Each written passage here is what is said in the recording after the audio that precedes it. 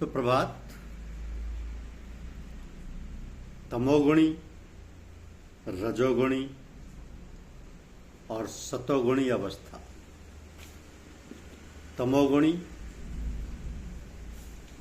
रजोगुणी और सतोगुणी अवस्था। सत्संग एक आध्यात्मिक पाठशाला है जहां मनुष्य को प्रेम का वास्तविक पाठ पढ़ाया जाता है। सत्संग एक अद्भुत कारखाना है जिसमें मनुष्य के मन की गणना की जाती है। कैसे होती है मनुष्य के मन की गणना? कहा है ना कि गुरु कुमार शिष्य कुंभ है, गड़गड़ काले कोट, अंतर हाथ सहार दे, बाहर मारे चोट। तो सत्संग में आकर जो गुरु से प्रेम करते हैं, सेवा करते हैं और सत्संग में बैठकर मालिक के प्रेम में उसकी परम महिमा, दया और कृपा को ध्यान में रखकर हृदय में उसकी याद करते हैं अथवा उसके याद में दिल लगाते हैं, वो मन वचन कर्म से शुद्ध हो जाते। किसी बाहरी और कठिन साधनों तथा यम नियम और संयम आदि किए बिना जो अनुभव, आनंद और शांति केवल गुरु के सत्संग और कृपा दृष्टि से प्राप्त होती है, वो बयान नहीं की जा सकती, अनमोल है वो। वास्तव में देखा जाए तो सत्य के संग का नाम ही सत्संग है। सत्य नाम है मालिक का और वो वहां रहता है जहां सतगुरु विराजमान होते हैं और जहां प्रेमियों और सच्चे भक्तों का जवाब रहता है। तो जाहिरी या बाहरी सत्संग के अतिरिक्त एक प्रकार का खास सत्संग भी है जिसको अंतर्य यानी बातनी सत्संग कहते हैं, जिसमें अपनी तवज्जो को पूरी हिम्मत के साथ अधिक प्रकाश व चेतना शक्ति से जोड़ा जाता है, जो हृदय में केंद्रित रूप में कायम रहती है, क्योंकि सूरत मानसिक धार है और मानसिक शक्ति रखती है। लिहाजा उन मानसिक शक्ति को हिम्मत के रूप में हृदय से लगाते हैं और वहां सत्य नाम की धुनी लगाकर हृदय में अधिक शक्ति से मिलकर नाम की गुरुत्वाकर्षण शक्ति में अपनी आत्मा से मिलकर अथवा लय होते हुए अंतर ही अंतर में चले जाते हैं। इसी को जिक्र व फिक्र बात नहीं कहते हैं। यही अंतरीय अभ्यास व अंतर्मुखी साधन कहलाता है।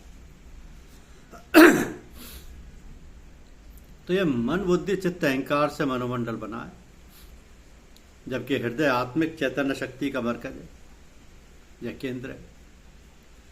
मन को नफ्स और हृदय को कल्ब कहते हैं, यानी कर्म और ज्ञानेन्द्रिया सहित मन का संबंध वासना और विचार गति से रहता है और उसकी धार व सूरती सांसारिक चीजों में से ही अधिकतर लगी रहती है तथा बहुर्मुखी रहती है। क्योंकि सांसारिक चीजें और अवस्थाएं परिवर्तनशील हैं, इस कारण मन बड़ा ही चंचल रहता है, एक अवस्था में नहीं रहता।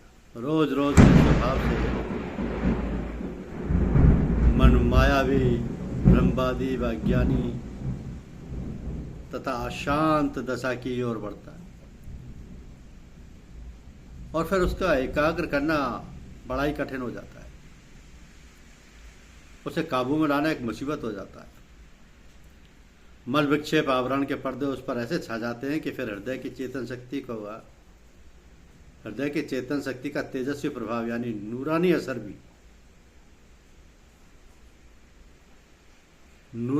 भी मन आसानी से ग्रहण नहीं करता। मन की कुछ ऐसी असाध्य गति हो जाती है कि साधारण पूजा पाठ, सिमरन, भजन, बड़ी शिक्षाएं आदि के साथ शोध नुस्खे भी पूरा काम नहीं करते। तो अपनी कमजोरियों और मजबूरियों के कारण जरूरी परहेज करना करीब करीब असंभव सा हो जाता है। मनोशक्ति क्षीण गति को पहुंच जाती है और सारे सुखों में भी दुख एवं अशांति भासती है। हृदय में केवल आत्मा का निज चैतन्य शक्ति का मुख्य केंद्र रहता है, इसलिए वह तमाम चैतन्य शक्ति का केंद्र है। हृदय जज्जु का स्थान है, मन सलूक से संबंधित है। जज के जोर पकड़ने पर मन शक्ति व उसकी सूरत पर बड़ा प्रभाव पड़ता है। मन हृदय की आत्मिक शक्ति के अधीन और बहुर्मुखी होने से तथा मल विक्षेप आवरण के कारण अपने हृदय से शक्ति की नूरानियत से वंचित रहता है। इसलिए हृदय शक्ति का नूरानी तेज जब विकसित होता है तब मन के अंधकार, भ्रम, भूल तथा नाफरमानी के नफसानी पर्दे सब साफ हो जाते हैं और मन गति अपने आप उसी हिसाब से तमोगुणी व रजोगुणी अवस्था से सतोगुणी हो जाती है। फिर से समझिए कि मन हृदय की आत्मिक शक्ति के अधीन और बहुर्मुखी होने से तथा मल विक्षेप व आवरण के कारण अपने हृदय से शक्ति की नूरानियत से वंचित रहता है। इसलिए हृदय शक्ति का नूरानी तेज जब विकसित होता है तब मन के अंधकार, भ्रम, भूल और अवज्ञा के नफसानी पर्दे सब साफ हो जाते हैं और मन गति अपने आप उसी हिसाब से तमोगुणी व रजोगुणी अवस्था से सतोगुणी हो जाती है। यानी जजो पैदा होने पर नफ्स अमतरा व नफ्स लभ्यतमा और नफ्स मुतमय्यना हो जाता है। तो हृदय शक्ति बहुर्मुखी धार को अंतर्मुखी कर लेती है और फिर तल्लीनता, बुद्धिशीलता एवं अहंकार लीनता की लय अवस्थाओं में फना के मुकामों में प्रवेश करती है। तो मन, विषय और वासनाओं से साफ होकर जीवन का ऐसा सुंदर रूप धारण करता है जिसमें आध्यात्मिक गुणों का विकास हो जाता है और उधर हृदय में चेतन शक्ति जाती है। तो असल मालिक के प्रेम के जज्बे के सैलाब व तूफान कुल स्वरूप से अपने में डुबो लेता है और हर प्रकार से पवित्र करके आत्मा और परमात्मा का साक्षात्कार करते हुए उनके परे भी पूर्ण लक्ष्य तक पहुंचा देता है। तो हमारे सद्गुरुओं ने इसलिए साधन के मुख्य दो तरीके लिए। पहला हृदय की आंतरिक आत्मीय शक्ति, चैतन्य शक्ति और जज, और दूसरे सलूक जिसका संबंध मन और इंद्रियों के दमन और शुद्ध करने के साधनों से। तो जज की राह से हृदय में केवल मालिक के एक टक सतप्रेम की परम ध्वनि और लगन तथा याद यानी कमाल हुजूर आगाही रहती है और कोई चीज जो मालिक के सिवाय हो व्याप्ति नहीं। ये गति यह तक उन्नति करती है कि दिमाग से किसी प्रकार कोई वृत्ति आना भी चाहे तो नहीं गुजर सकती।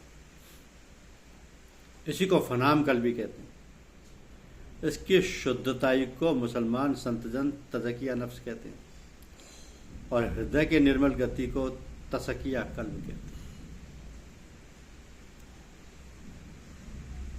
तो यह है तज़किया नफ्स, तसकिया कल्ब, इनको समझना बहुत जरूरी है। धन्यवाद। वीडियो को लाइक और सब्सक्राइब अवश्य करें। शुक्रिया।